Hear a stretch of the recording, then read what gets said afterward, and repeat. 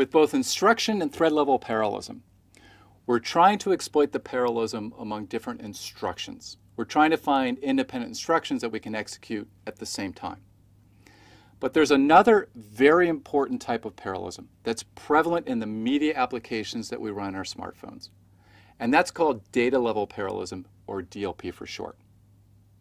So let's take an example where we want to increase the brightness of our screen. Now our screen is represented by a two-dimensional array of pixels. You can think of that two-dimensional array as an XY coordinate system.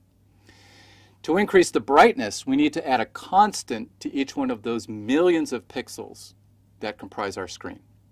Now if you think about it, we can do all of those operations in parallel. They're completely independent. And that's an example of data level parallelism. In theory, if we had enough hardware, we can do all of those operations at the same time because they're completely independent.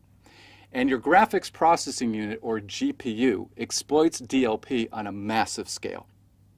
Now we're going to focus in this module on the DLP, how we exploit DLP within your smartphone apps processor.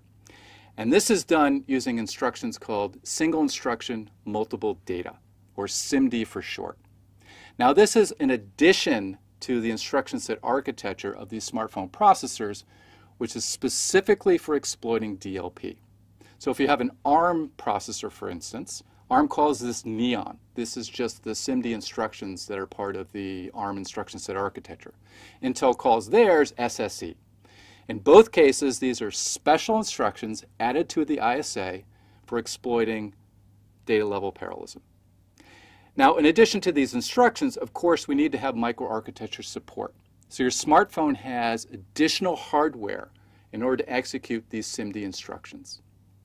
Now, in this module, we're going to talk about an example C loop, where we're adding two arrays and storing the result in a third array.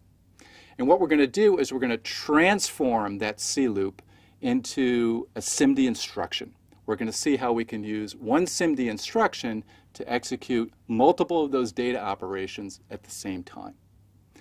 And then we're going to see the microarchitecture support that we need to add to our pipeline, specifically the ALU, how we can redesign that a bit in order to be a normal ALU, to do a normal operation, but also to do these SIMD type of operations.